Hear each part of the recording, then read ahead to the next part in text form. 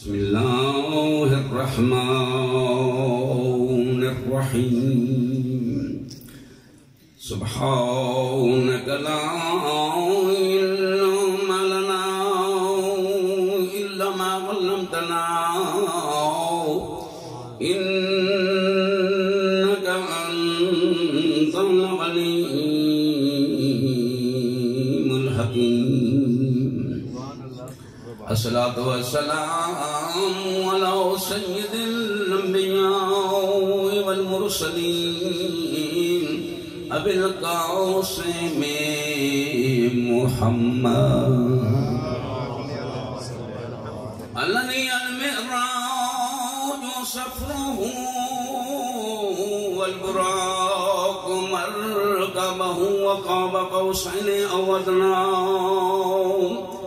مقامه وكان نبيا وآدم بين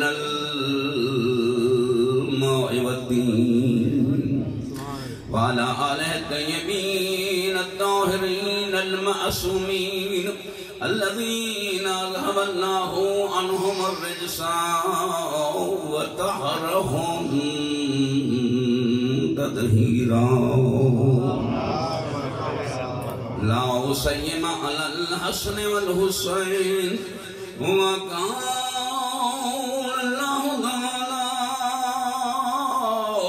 في شأنهما في سورة الرحمن مرج البحرين يلتقيان بينهما برزخ لا يبغيان فبأي آلاء ربكما تكذبان يخرج منهما اللؤلؤ والمرجان.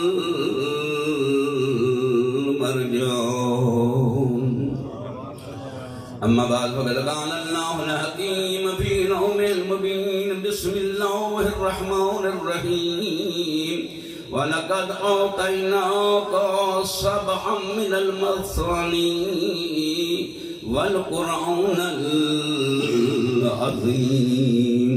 صلوات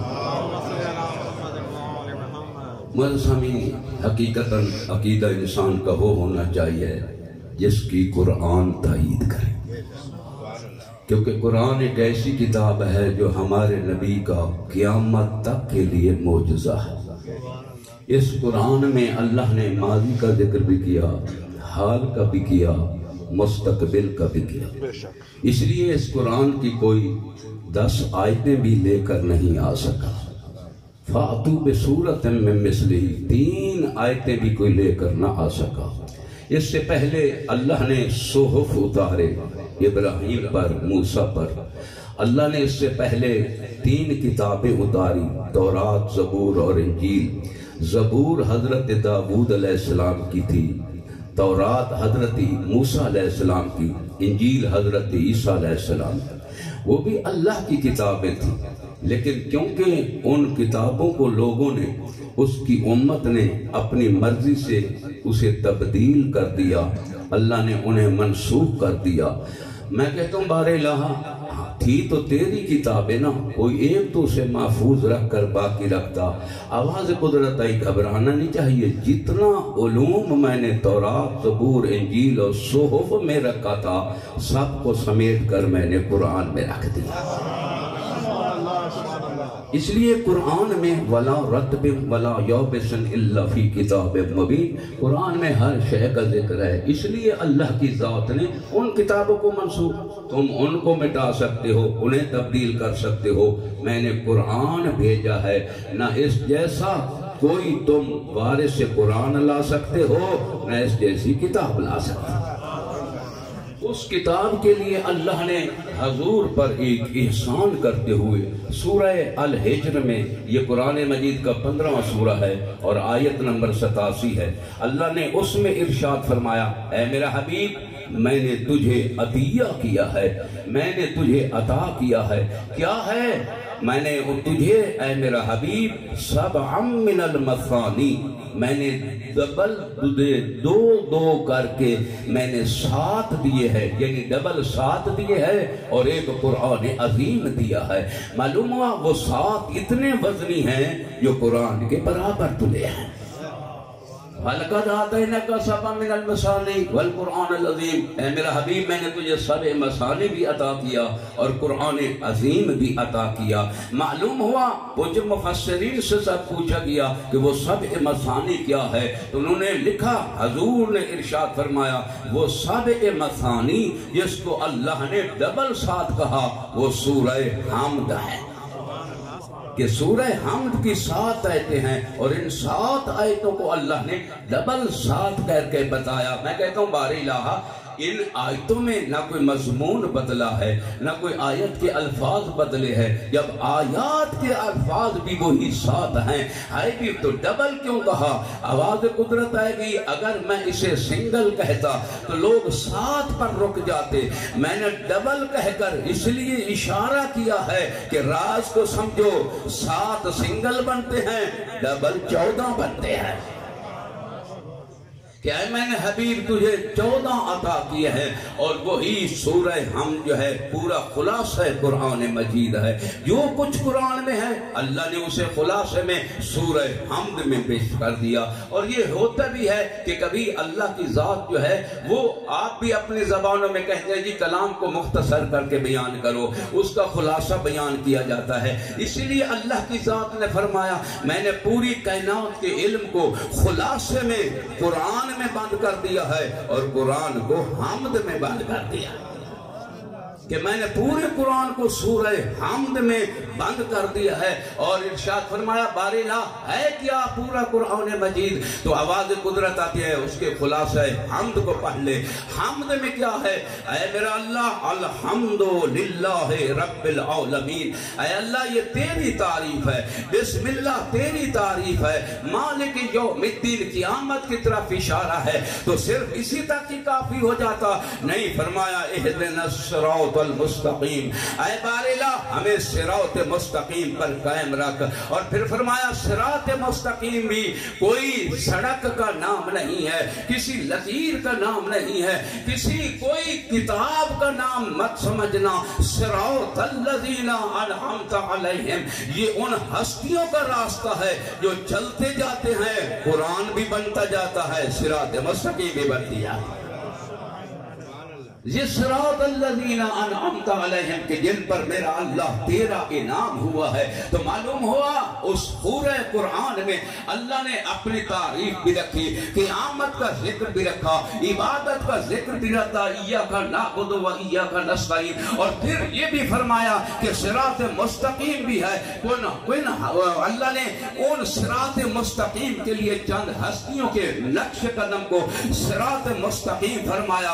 انعمت علیہم یہ وہ ہستیاں ہیں جن پر اللہ انعام کرتا ہے، اور پھر اتنا بھی کافی ہو جاتا کہ ان کی ہستیوں پر چلا دے کافی، لیکن فرمایا غیر المغضوب علیہم ولا الضالین، کہ یاد رکھنا صرف صراط مستقیم پر چلنے کے لیے تم سیدھے نہیں رہ سکتے جب تک کہ ان لوگوں کے راستے سے نہیں ہٹو گے جن پر اللہ کا غضب ہوا ہے۔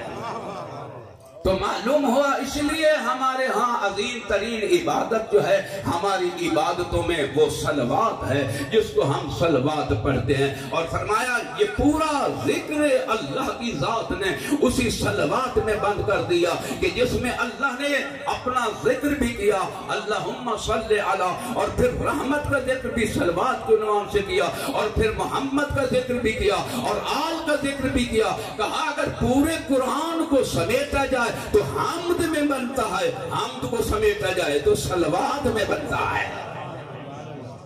اور جب صلوات میں حمد کا ذکر آ جاتا ہے تو اس لیے ارشاد فرما دیا اللہ چاہے تو جیسے حمد میں پورے قرآن کو اللہ سمیٹ دیتا ہے، اسی طرح اللہ کی ذات نے پورے حمد کو بسم اللہ میں سمیٹ دیا، اور بسم اللہ کو اللہ نے با کے نقطے کے نیچے سمیٹ دیا۔ اس لیے ارشاد فرمایا کہ یاد رکھو اللہ سمیٹے تو پورے قرآن کو، پوری کائنات کے نظام کو اس حمد میں بند کر سکتا ہے، حمد کو بند کرے تو نقطے میں بند کر سکتا ہے۔ اور علی فرماتے ہیں اگر پورا قرآن سمجھنا ہو انا نقطہ تو تحت الباء، میں با کا نقطہ علی ابن ابی طالب، سبحان یہ اس اللہ کی ذات نے اس انداز میں سمیٹ کر بیان کیا۔ اور میرے بزرگوں یہ سبع من المثانی، اللہ نے ان 7 کو ڈبل کہہ کر 14 میں ارشاد فرما دیا کہ یہ 14 بنیں گے۔ اور لیکن میرے بزرگوں ہمارے ہاں نماز ہر ایک انسان پر فرض ہے،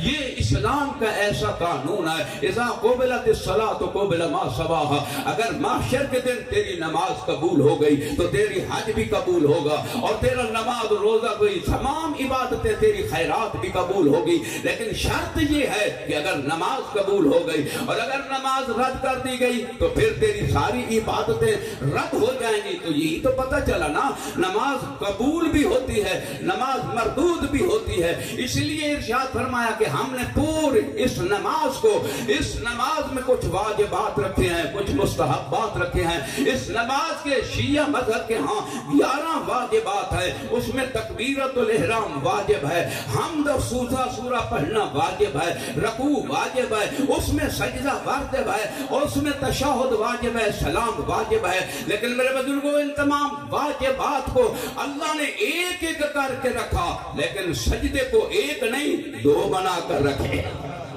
حالانکہ سجدہ بھی ایک ہونا چاہیے تھا، جب رکوع ایک ہے تو سجدہ بھی ایک ہونا چاہیے، تشہد ایک ہے تو یہ بھی ایک ہونا چاہیے۔ اللہ نے اسے کیوں ڈبل رکھا؟ ہر ایک مذہب میں، اسلام میں، کہ جب انسان سجدہ کرتا ہے تو سجدے کا معنی صرف پیشانی لگانا نہیں ہے، اعضاء 7 ہیں، یعنی 7 اعضاء کو لگانا پڑتا ہے۔ ایک میں ماتھے کی پیشانی ہے اسے لگانا ہے، ہاتھوں کی ہتھیلیاں 2 ہیں انہیں لگانا ہے، دونوں گھٹنوں کو لگانا ہے، پاؤں کے انگوٹھے کو لگانا ہے، یہ 7 اعضاء لگتے ہیں۔ اگر ایک سجدہ ہوتا تو 7 بنتے، 2 کر کے اللہ نے 7 کو 14 میں رکھ دیا ہے۔ یہ سجدے میں بھی اعضاء 14 لگانے پڑتے ہیں، تب جا کر تیری نماز مکمل ہوتی ہے۔ ایک سجدے سے نماز نہیں بنتی ہے، 14 لگانے پڑتے ہیں۔ میرے بزرگوں اسی لیے اللہ کی ذات نے ارشاد فرما دیا کہ میں نے اسی 14 میں ہی اسلام کو بند کر کے رکھ دیا ہے۔ اور یہی وجہ ہے کہ رسول خدا نے اس حدیث لکھی، تمام محدثین نے اس حدیث کو لکھا، حضور نے فرمایا لا یزال ھذا الدین المبین، کہ یہ میرا دین کبھی ختم نہیں ہوگا جب تک کہ اس میں میرے 12 وارث نہیں گزریں گے، کہ جب تک اس میں 12 میرے خلیفہ، میرے 12 اس میں امام نہیں گزریں گے، میرے وارث قرآن نہیں گزریں گے، 12 گزریں گے۔ تو اس لیے ارشاد فرما دیا یہ 12 وارث ہیں اور نبی میراث ہے، اس لیے فرما دیا نبی 13واں بن گیا اور اس کی بیٹی زہرا 14 بن گئے۔ ان 14 کو شمار کرتے جاؤ، کچھ نام ڈبل آ گئے ہیں، کچھ سنگل آ گئے ہیں۔ جب ڈبل اور سنگل کو ایک کر کے شمار کیا جائے تو پھر 7 جو ہیں سنگل آتے ہیں اور باقی ڈبل کر کے آتے ہیں۔ اسی لیے ارشاد فرمایا کہ میں نے دین اسلام کو بھی 14 میں بند کر کے رکھ دیا ہے۔ اس لیے میرے بزرگوں حقیقت یہ ہے کہ ہم نے ان سجدے کو عظیم ترین قرار دے دیا۔ حالانکہ سورہ الاعراف کی آیت نمبر 16 و 17 میں اللہ نے ارشاد فرمایا کہ جب اللہ نے آدم کو خلافت کے لیے معین فرمایا انی جاعل فی الارض خلیفہ، کہ میں زمین میں اپنا نائب بنا رہا ہوں، زمین تک، پوری کائنات میں نہیں، صرف زمین میں آدم کو نائب بنا رہا ہوں۔ تو جب آدم زمین پر نائب بننے لگا تو اس وقت کے فرشتوں نے اعتراض کیا کہ اے میرا اللہ انہیں بنا رہا ہے، انی جاعل فی الارض خلیفہ قالوا تجعل فیہا من یفسد فیہا ویسفک الدماء ونحن نسبح بحمدک ونقدس لک قال انی اعلم ما لا تعلمین۔ تو فرشتوں نے مشورہ دیا، کہہ دیا کہ میرا اللہ یہ تو خون خرابہ کریں گے، قتل و غارت کریں گے، یہ تو یہ بھی نہیں سوچیں گے کہ یہ مزدور ہے، یہ تو یہ بھی نہیں سوچیں گے کہ تلوار سے ذبح کرنا ہے یا حملے سے ذبح کر دینا ہے، انہیں نے خون فساد برپا کرنا ہے۔ تو اللہ کو چاہیے تھا اس کے جواب کے لیے کہتے کہ فساد نہیں ہوگا، قتل و غارت نہیں ہوگا۔ کالا آواز قدرت آئی انبئونی باسماء ہؤلاء ان کنتم صادقین، اگر تم سچے ہو تو یہ بتاؤ کہ یہ خون خرابہ کریں گے۔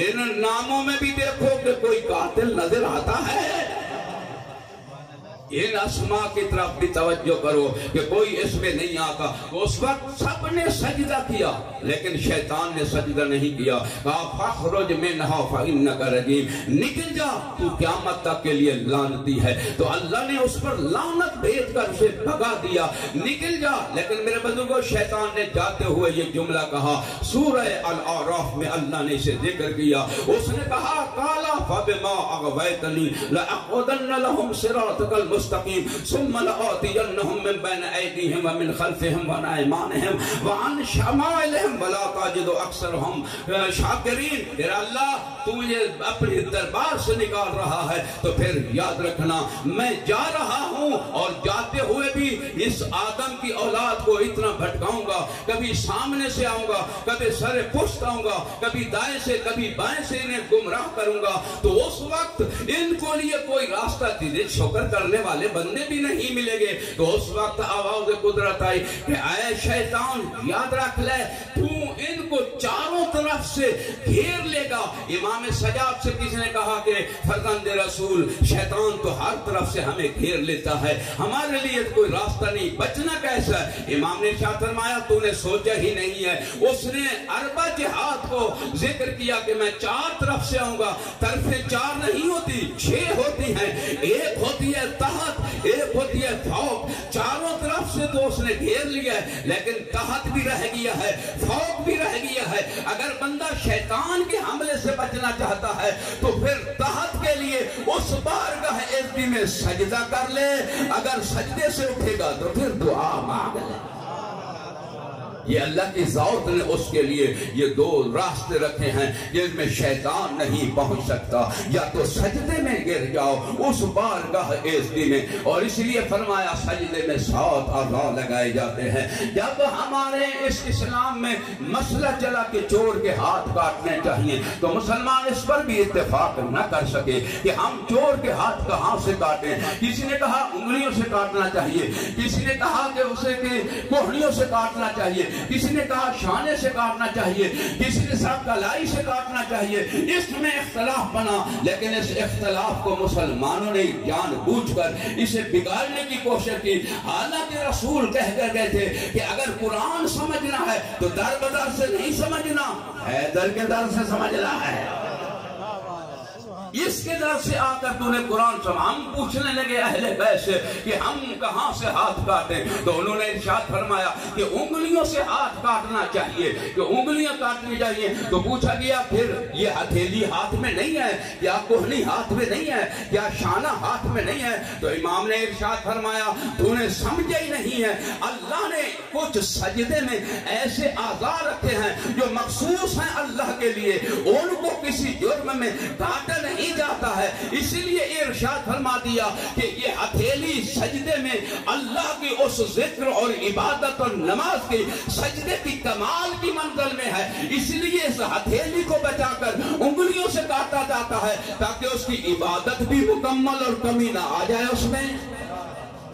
یہ امام نے ارشاد فرمایا کہ انگلیاں کا، پھر معترض نے اعتراض کیا اس کا جواب قرآن میں کہاں ہے کہ جہاں اس کے صرف انگلیاں کاٹی جائیں اور پھر اس کا ہتھیلی کو چھوڑ دیا جائے۔ امام نے ارشاد فرمایا کیا تم نے نہیں قرآن مجید پڑھا کہ جب حضرت یوسف کے حسن پر، زلیخا پر عورتیں اعتراض کرنے لگی کہ تو نے ایک غلام پر اتنی فریفتہ ہو گئی ہے، تو اس وقت بی بی نے انہیں کچھ اپنے محفل اپنے کمرے میں بلایا اور بلانے کے بعد سینی سامنے رکھی، سیب اور چاقو انہیں دے دیا اور کہہ دیا کہ جب وہ غلام آئے تو تم نے سیبوں کو کاٹنا ہے۔ تو وہاں قرآن کہہ رہا ہے کہ جب حضرت یوسف نے دروازہ کھولا تو اس کا حسن دیکھ کر فَقَطَعْنَا أَيْدِيَهُنَّ، انہوں نے ہاتھوں میں سیب کو اٹھایا اور پھر چاقو سے سیب کو کاٹنے لگے۔ سیب گر پڑا، ان کی انگلی کٹ بھی گئی اور انگلیوں کو اللہ نے انگلیاں نہیں کہا، فَقَطَعْنَا أَيْدِيَهُنَّ، انہوں نے اپنے ہاتھوں کو کاٹ دیا۔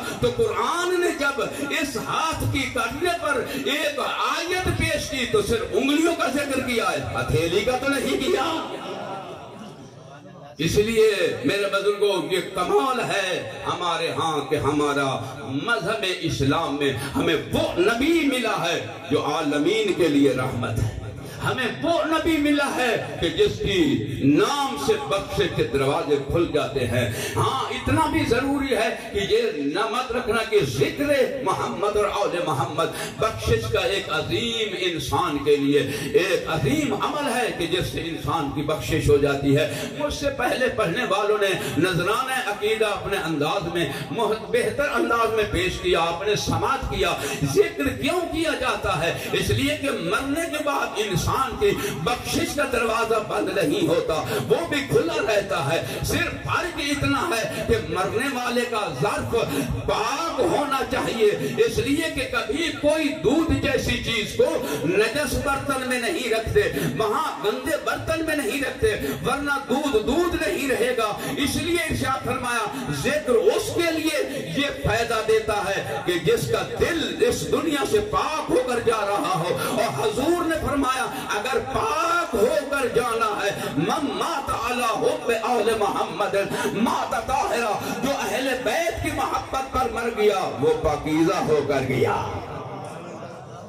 یہ ان کو ثواب اسال پہنچ جاتا ہے۔ اس لیے میرے بزرگوں اللہ کی ذات نے اس ارشاد فرما دیا کہ یاد رکھنا تمہاری بخشش کا دروازہ ہے۔ لیکن جو ہی زلیخا جو اس ضعیفی کے عالم میں پہنچ چکی تھی، یوسف علیہ السلام کے اس عشق اور محبت میں اس منزل تک پہنچ چکی تھی، کسی کا نام تک نہیں لیتی تھی۔ ایک دفعہ گلیوں میں بیٹھ جاتی اور گزرتے ہوئے لوگوں سے پوچھنا کبھی تو یوسف گزرے اور مجھے بتا دینا، میں اسے اپنی کوئی نہ کوئی التجا تو پہنچا دوں۔ اتنے میں یوسف سواری سے گزرے، لوگوں نے کہا ضعیفہ اما گودا یوسف جا رہا ہے، تو بی بی نے کہا یوسف نے ضعیفہ کی آواز سن کر جب واپس پلٹے تو دیکھا کہ ایک ضعیفہ ہے۔ کہا ضعیفہ کیا مشکل ہے؟ اس نے کہا ضعیفہ یہ دیکھ تو صحیح، میں وہی عورت ہوں جسے زلیخا کہتے ہیں، تیری عشق و محبت میں اس منزل تک پہنچ چکی ہوں۔ تو یوسف علیہ السلام نے کہا اے ضعیفہ یاد رکھ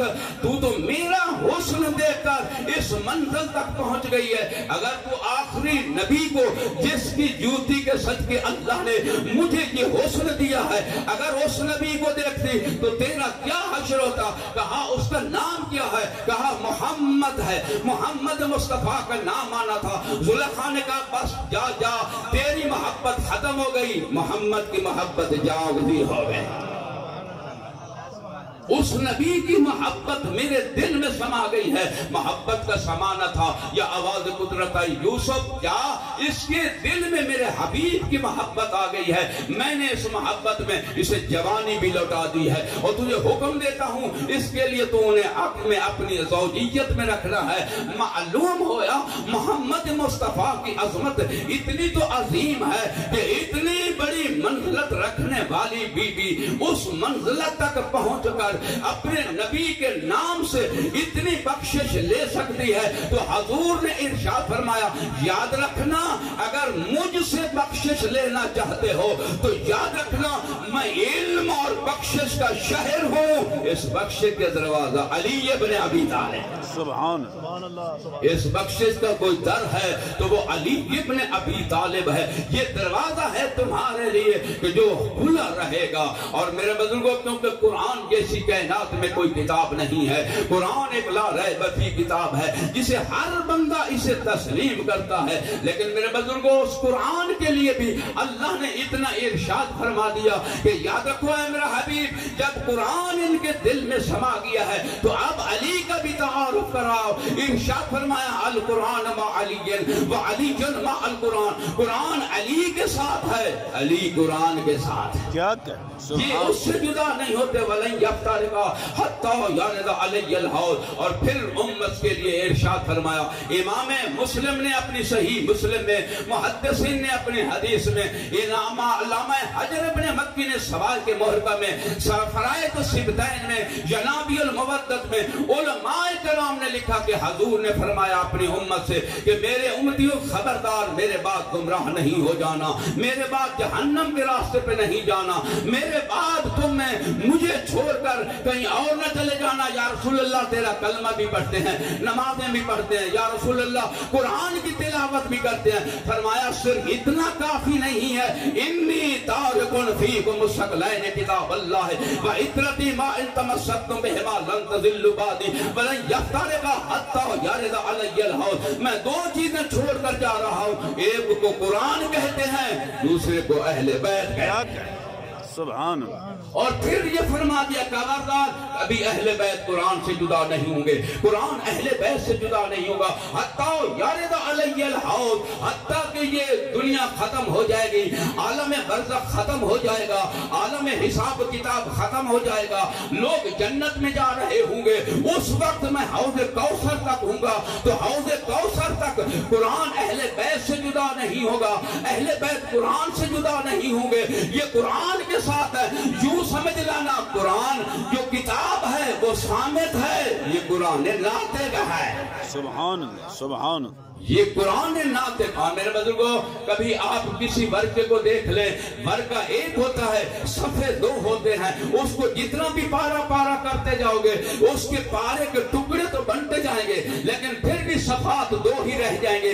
جس منزل تک بھی ہر ورقے کے صفحے دو رہتے ہیں. اس لیے ارشاد فرمایا اس اسلام کے میں دو صفحے بتا کر جا رہا ہوں. ایک صفحہ قرآن ہے، دوسرا صفحہ اہل بیت ہے. تم اسے جتنا بھی کاٹتے جاؤ گے، جتنے بھی تم ان کے ٹکڑے کرتے جاؤ گے، تم ٹکڑے تو کر سکتے ہو لیکن قرآن کو اہل بیت سے جدا نہیں کر سکتے، اہل بیت کو قرآن سے جدا نہیں کر سکتے. اور اگر منظر دیکھنا ہو تو کربلا میں دیکھ لینا کہ حسین کے ٹکڑے بھی ہو رہے ہیں، سر لو کے نیزہ پر قرآن پڑھ رہا ہے، ٹکڑے کربلا میں قرآن پڑھ رہا ہے.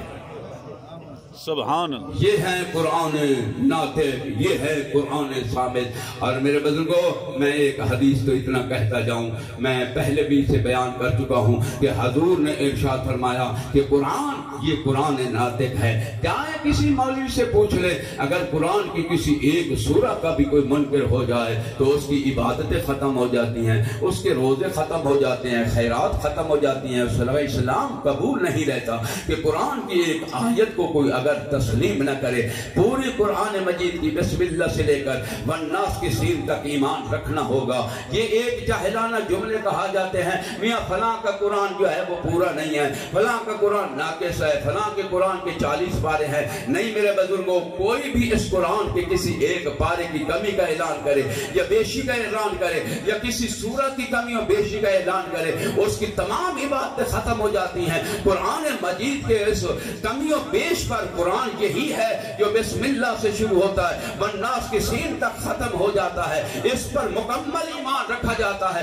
ایک سورہ جو تقریباً ایک سطر میں لکھی جاتی ہے، اگر کوئی اس کا منکر ہو جائے تو تمام مفتیان اسلام کہتے ہیں اس کی نمازیں بھی ختم ہے، اس کا روزہ بھی ختم ہے، اس کی عبادتیں اور جہنم میں جائے گا، چاہے قرآن کا حافظ کیوں نہیں ہے. جو ایک سورہ ایک سطر کا منکر ہو جائے تو تیری سمجھ میں تو اتنا آ گیا کہ قرآن صامت کی ایک سطر کا بھی منکر کبھی جنت میں نہیں جا سکتا. اور رسول خدا نے ارشاد فرما دیا، یاد رکھو علی قرآن ناطق ہے، جو ایک سورہ کا منکر ہو وہ جنت نہیں جا سکتا. قرآن علی قرآن کا سورہ نہیں ہے، مکمل ناطق قرآن ہے. سبحان. اس کی بغض بھی انسان کو جنت میں نہیں لے جا سکتا. اور میرے بزرگوں کتنا بڑا اس اسلام پر ظلم و ستم ہوا ہے تو یہ غیر مسلموں نے نہیں کیا، مسلمانوں نے کیا ہے۔ غیر مسلم مقابلے میں آیا کرتے تھے، غیر مسلموں کا اپنا ابتدا سے لے کر انتہا تک پتہ تھا یہ دشمن اسلام ہے، یہ دشمن قرآن ہے، لیکن ہمارے مسلمان قرآن پڑھ کر بھی اسلام کے دشمن بن جاتے ہیں، قرآن کی تلاوت آپ کر کے بھی قرآن کے دشمن ہو جاتے ہیں۔ اس لیے پتہ نہیں چلا کہ یہ کویت کا جو سانحہ ہوا ہے کہ یہ معمولی سانحہ تو نہیں ہے۔ ان مزدوروں کو ہاتھ پاؤں باندھ کر رات کے سوتے ہوئے پہاڑوں کی چوٹیوں پر جا کر انہیں ذبح کر دیا گیا تھا، لیکن اتنا تو میں کہتا ہوں کہ یاد رکھو ارشاد فرمایا فَمَن يَقْتُلْ مُؤْمِنًا مُتَعَمِّدًا فَجَزَاؤُهُ جَهَنَّمُ، اگر کوئی کسی مسلمان کو کسی مومن کو بغیر جرم کے قتل کرتا ہے تو فَجَزَاؤُهُ جَهَنَّمُ، اللہ نے یہ کہہ دیا خالداً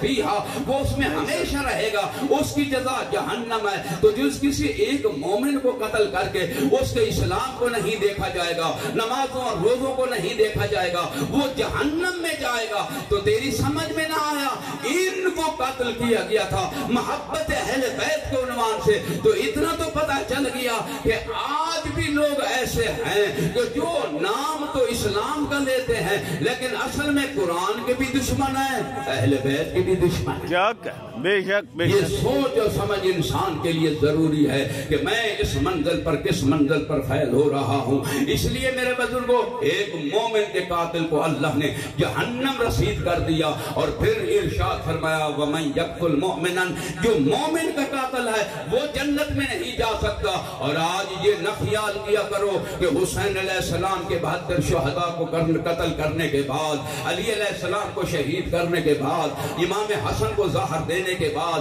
ان مومنوں کو قتل کرنے کے بعد، امیر المؤمنین قتل کرنے کے بعد اللہ انہیں بخش دے گا۔ تیری سمجھ میں نہ آیا جب اللہ نے قرآن نظام میں یہ آیت پیش کر دی کہ میں مومن کے قاتل کو نہیں بخش سکتا، حسین کے قاتل کو کیسے بخش؟ کیا کہ نعرہ حیدری بر محمد و آل محمد بلند تر صلوات۔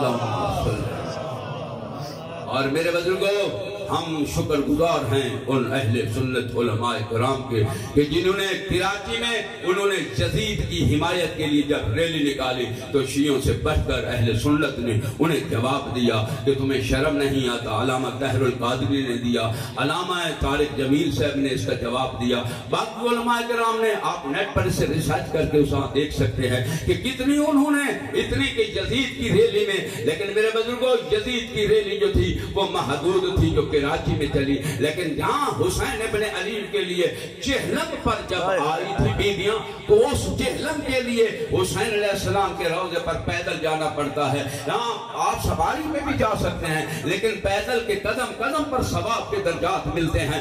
اس سال کے کرونا کی وجہ سے لوگ چہلم پر نہیں جا سکے تھے تو لوگوں نے اس پاکستان میں شہر میں بڑے بڑے شہروں میں بڑی بڑیاں ریلیاں اور بڑے بڑے جلوس نکلے چہلم حسین کے لیے، تو یہ کہتے ہوئے نکلے کہ حسین، لوگ سمجھتے ہیں تو کربلا میں سو گیا ہے، نہیں حسین تو ہر جگہ موجود ہے۔ ہم آج بھی پیدل چل کر بتا رہے ہیں کہ ہم ہیں حسینی، تم ہو یزیدی، اور قرآن میں سورہ بنی اسرائیل میں اللہ نے فیصلہ کر دیا یوم ندعو کل اناس بامامہم کہ قیامت کے دن ہم انہیں اپنے رہبر کے نام سے اٹھائیں گے۔ ہمیں کچھ نہیں ہے، اپنی آخرت خراب نہ کرو۔ اتنا تو ضرور ہے کہ اللہ نے فیصلہ کر دیا جس کو رہبر بناؤ گے وہ آگے چلے گا، تمہیں اس کے پیچھے چلنا پڑے گا، جہاں وہ جائے گا وہاں تمہیں جانا پڑے گا۔ تو اتنا تو اللہ نے فیصلہ کر دیا، یزید والے یزید کے ساتھ اٹھیں گے، حسینی حسین کے ساتھ اٹھیں گے۔ نعرہ حیدری۔ اور اس ذکر کا مقصد بھی یہی ہوتا ہے کہ اے انسان سوچ لے کہ ہم اس دنیا میں جب تمہیں اٹھائیں گے تو تمہارے رہبروں کے ساتھ اٹھائیں گے، تو تم نے اپنے رہبر کو کس ہستی تک ماننا ہے؟ کم از کم تم نے جنت میں جانا ہے تو اس ہستی کو تو رہبر بناؤ نا جو جنت لینے والا نہیں، جنت بانٹنے والا ہے، جو جنت تقسیم کرنے والا ہے۔ تمام علماء کرام نے اس حدیث کو اپنی کتب کی حدیث کی زینت بخشا، محدثین نے اس حدیث کو اپنی کتب میں لکھا کہ حضور حضور نے ارشاد فرما دیا میرے امتیوں، میرا کلمہ پڑھنے والوں، میرے اس اسلام پر باقی رہنے والوں، یاد رکھنا قیامت کے دن دو ہی تو راستے ہوں گے، ایک جنت ہوگی ایک جہنم ہوگی۔ تم نے جنت میں جانا ہے تو یاد رکھو جنت کے سردار کو حسن و حسین کہتے ہیں۔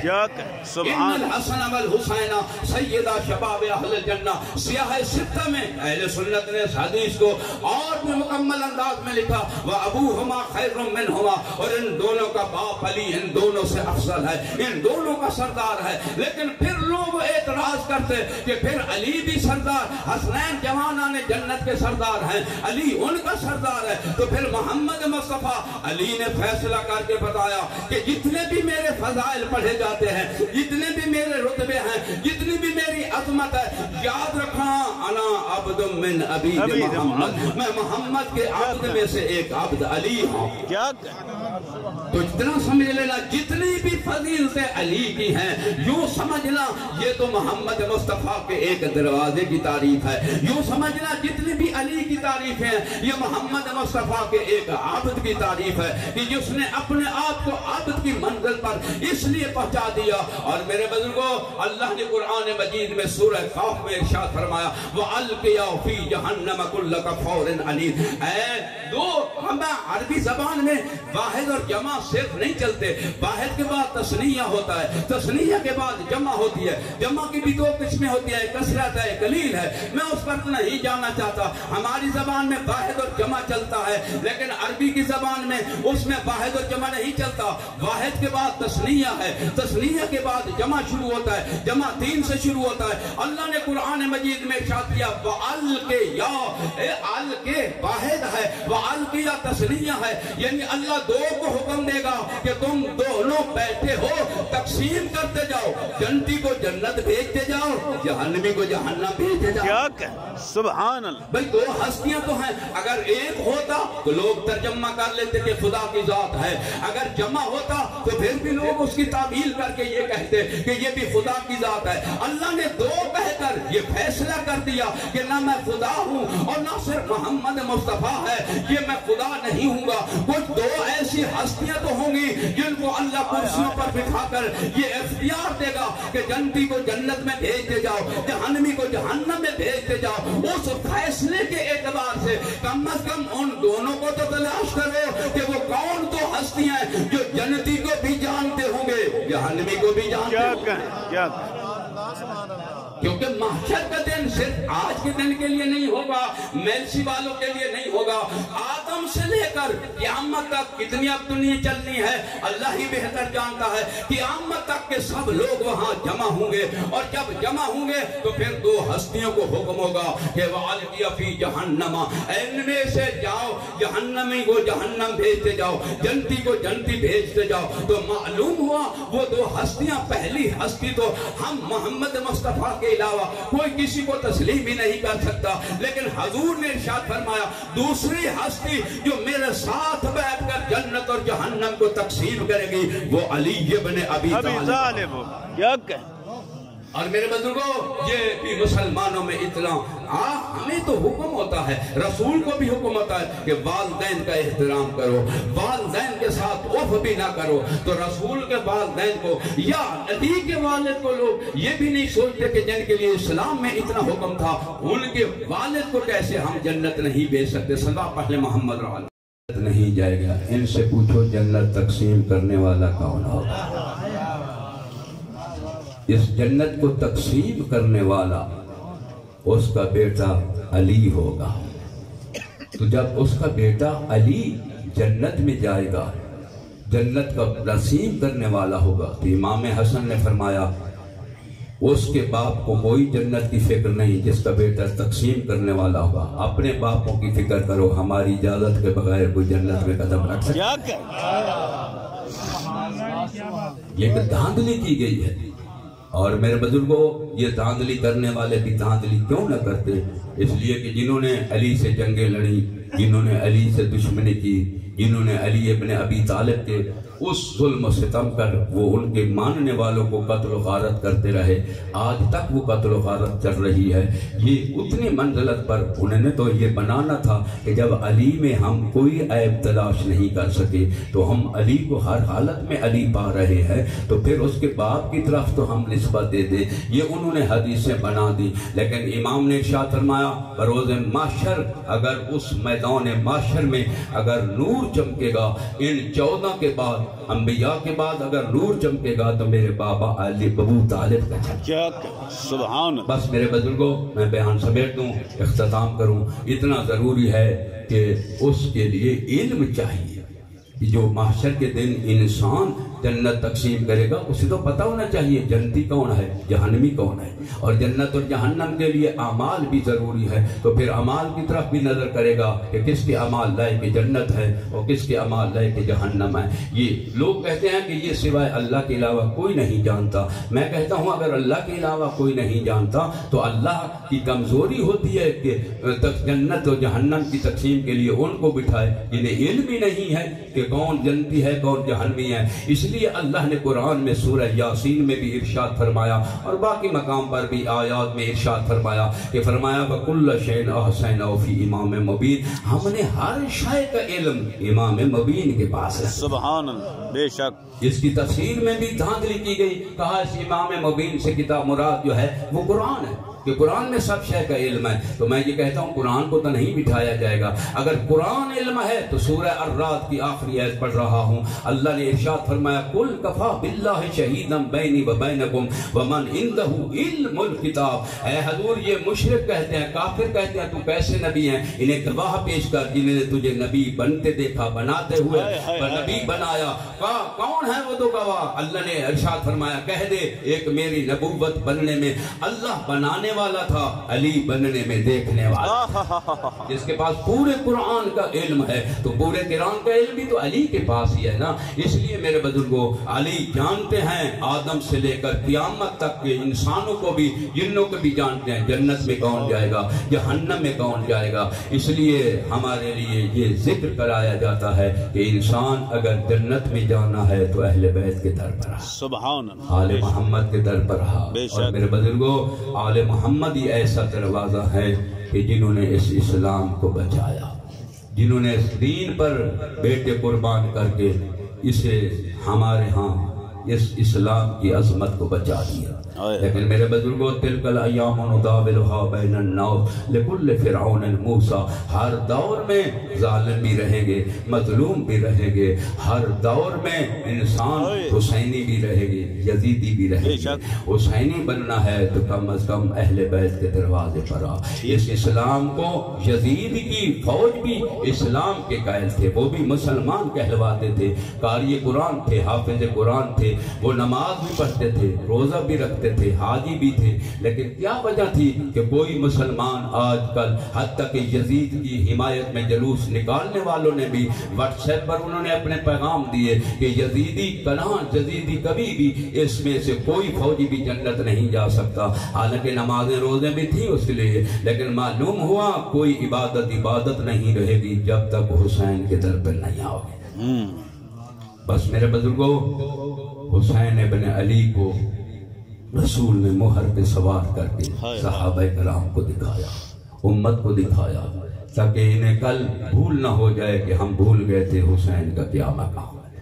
انہیں علم تو ہونا چاہیے کہ جو مہر نبوت پر کوئی پر نہیں رکھ سکتا وہاں حسین قدم رکھ کر رہے۔ وہی حسین ہے جو مجھ سے پہلے آپ نے مصائب سماعت کیا کہ کربلا کے میدان میں یہ جملہ کہہ رہا تھا حل من ناصر ینصرنا، ہے کوئی میں غریب کی مدد کرنے والا۔ اور پھر حسین نے استغاثہ تبدیل کرتے ہوئے فرمایا حل من ذاب یذب عن حرم رسول اللہ، اگر میری مدد نہیں کرنا چاہتے تو جس نبی کا کلمہ پڑھتے ہو اس کی یہ بیٹیاں میرے ساتھ، اس کی اولاد میرے ساتھ، جن کا کوئی وارث نہیں رہا، ہے کوئی ان کی چادریں بچا دے۔ اور میرے بزرگوں ایک نبی بس دنیا سے چلا، آپ کے ہر مکتبہ فکر نے بندے نے جانتے تھے کہ وہ شیعہ تھا، وہ ایک انجمن کا جنرل سیکرٹری تھا، وہ جلوس حسین چلانے والا تھا، وہ اختتام میں اس کی دعائیں مانگنے والا اب کون آئے گا۔ اس منزل پر پھر بھی ہر مکتبہ فکر نے اس کے اس ذکر میں شرکت کی کہ ہم جائیں۔ میں اتنا تو پوچھتا ہوں کہ نبی باش تو غلام اہل بیت تھا، تو ان کی خاک پائے کے برابر بھی اس منزل تک پہنچنے کی التجا کرتا تھا، لیکن اندازہ لگائے کربلا میں کہ جہاں اس کے لیے تو ماتے ہو، لیکن حسین تیری غربت کے قرآن آج بھی لوگ کہتے ہیں ذکر حسین میں نہ جاؤ۔ وہ رسول کی بیٹیاں جو اس انتظار میں تھی، ہمارے 72 شہید ہوئے، کوئی تو مسلمان کہے گا تیرے بکبر کا ارمان، کوئی تو کہے گا تیرے اصغر کا ارمان ہے، کوئی تو کہہ دے گا ہاں میرے بزرگوں ہمایوں بادشاہ کی جنگ ہوئی تھی بہادر شاہ ظفر کے ساتھ۔ بہادر شاہ ظفر جب کامیاب ہو گیا تو اس نے اپنی خوشی ایک خیمہ بنایا اور اس خیمے میں اس نے اپنی شراب کا اہتمام کیا خوشیوں کے بجائے۔ اتنے میں ایک اس کا فوجی آیا، کہا ظفر بات دیکھ ایک عورت تجھے ملنے آئی ہے۔ کہا اس کی عورت کا پردہ بھی ہے یا نہیں؟ اس نے کہا چادر کی ہوئی ہے۔ وہ کہہ دیا خود آپ بہر آئے۔ وہ خود بہر آیا، اس نے پوچھا بی بی کون ہو تم؟ اس نے کہا میں ہمایوں کی بیوی ہوں اور یہ میرے ساتھ بیٹیاں ہیں، میں صرف یہی پوچھنے آئی ہوں کہ ہمارا شوہر مارا گیا، ہماری فوج قتل ہو گئی، میں یہ پوچھتی ہوں ہمیں قیدی بنائے گا یا گھر بھیجے گا؟ میرے بزرگوں وہ دنیا کا بادشاہ تھا، وہ شراب کی منزل تک خوشیاں منا رہا تھا، لیکن اس نے یہ جملہ کہا، اس نے کہا بی بی یہ تو شریف ہے اور کمینوں کا کام بھی یہی ہوتا ہے، شریف بھی آزادیوں پر تو وہ رحم کرے، ہم تمہیں اپنے اس پردے کے ساتھ تمہارے گھر بھیج دیں گے، ہم قیدی نہیں بنائیں گے۔ اور مسلمانوں یہ تو وہ بندہ تھا، لیکن قربان رسول کی بیٹیوں سے جو 72 شہداء کے بعد اس انتظار میں تھی کہ کوئی ہمیں بچانے کے لیے آئے گا، کوئی ہماری نصرت کے لیے آئے گا، لیکن اعلان ہوا لوٹو تبرکات علی و بطول اور قیدی بنا کے لے چلو آل رسول کو۔ جب اس منزل پر اعلان ہوا تو ان کے ہاتھوں میں بلتی ہوئی شمیں تھی، آگ لی ہوئے خیمے کے ارد گرد آگے تھے، خیموں کو آگ لگا رہے تھے۔ کہتے ہیں جب یزید کے پاس یہ پہنچی چادریں کربلا کا لوٹا ہوا مال پہنچا تو اس نے چادروں کو دیکھا، تو چادریں جب دکھائی گئی تو وہ چادریں پھٹی ہوئی تھی۔ تو یزید نے کہا او شمر غریبوں کے خیمے لوٹ کر آیا ہے اور کہتے ہیں میں حسین کے خیمے لوٹ کر آیا ہوں۔ انہوں نے کہا یزید تجھے کیا پتا یہ چادریں بی بی نے اپنی مرضی سے تو نہیں دی تھی، یہ چادریں لینے کے لیے جب ہم خیموں کو آگ لگا چکے تھے، بیویاں باہر نکل رہی تھی، ہم دوڑ رہے تھے کہ ان کی چادروں پہ قبضہ کریں، لیکن وہ چادریں بی بی اتنی دوڑتی تھی 3 دن کی بھوکی پیاسے بھی ہم وہاں نہیں پہنچ سکتے تھے۔ ہمارے پاس بڑے بڑے نیزے تھے، ہم نیزوں سے یہ چادریں اتارتے تھے اور ان نیزوں سے بیویوں زخمی ہو جاتی تھی۔ یہ چادریں زخمی ہو گئی ہیں۔ اور میرے بزرگوں میں ایک جملہ پڑھ کر اپنے مسائل کا اختتام کروں۔ علامہ طاہر القادری نے بھی اس جملے کو پڑھا، اس پہ نٹ پہ کہا کہ جب یہ گھرٹا ہوا قافلہ قیدیوں کا قافلہ شام کے بازار سے گزر رہا تھا اور بچوں کے پیاس سے ہونٹ خشک تھے، وہ بی بی چادروں کا سوال کر رہی تھی یا پانی کے لیے بچے کہتے ہیں ایک بی بی نے کہا اپنے نگرانی کو دیا جام جاؤ پانی لے کر جاؤ انہیں دے دو اور ان سے کہنا پانی پی کر میری دعا تو کرنا، اس دعا کے لیے آمین کہنا، قیدیوں کی دعا قبول ہوتی ہے۔ جب وہ بچی پانی لے کر آئی تو اس وقت انہوں نے کہا بی بی پانی بعد میں پینا پہلے دعا تو کر لینا۔ اس نے کہا کیا دعا؟ کہا میری بی بی کی ایک دعا۔ کہا ذرا بی بی کو بلاؤ۔ جب وہ آئی تو اس بی بی نے کہا میری دعا یہ ہے کہ میں مدینے میں زہرا کے گھر میں نگرانی رہتی تھی، میں نے زہرا کے گھر میں دیکھا 2 چھوٹے چھوٹے بچے تھے اور ایک بچی تھی جس کا نام زینب تھا، ہاں میں اس بی بی کے لیے دعا مانگ دے میں اس کی زیارت تو کر لوں۔ میرے بزرگوں یہ کہنا تھا یا بی بی نے اس دعا کے لیے ہاتھ بلند کیے، کہا ہاں بی بی یہ تو بتا اس زینب کو پہچان لے گی؟ کہا جب میں نے مدینہ چھوڑا میری شادی شام ہو گئی تھی تو وہ چھوٹی سی بچی تھی، میں شاید پہچان لوں گی کہ بی بی کا چہرہ کسی سے ساتھ وہ متشابہ نہیں ہو سکتا۔ تو بی بی نے کہا ذرا دیکھ میں قائل ہوں تو اس نے کہا بی بی مجھے نہیں سمجھ آ رہی، لٹی ہوئی بی بی ہے، یہ کہہ دیا۔ تو بی بی نے کہا انا زینب بنت علی، او میں علی کی بیٹی زینب ہوں، او یہ دیکھ یہ حسین کی بیٹی سکینہ ہے، اور یہ دیکھ جو گھوڑے کی گردن کے ساتھ سر پر لٹک رہا ہے، یہ میرے محافظ ہمارے وفادار عباس کا سر ہے، وہ نوک نیزہ پہ جو قرآن پڑھ رہا ہے وہ میرے بھائی حسین کا سر ہے۔ اللہ اللہ اللہ۔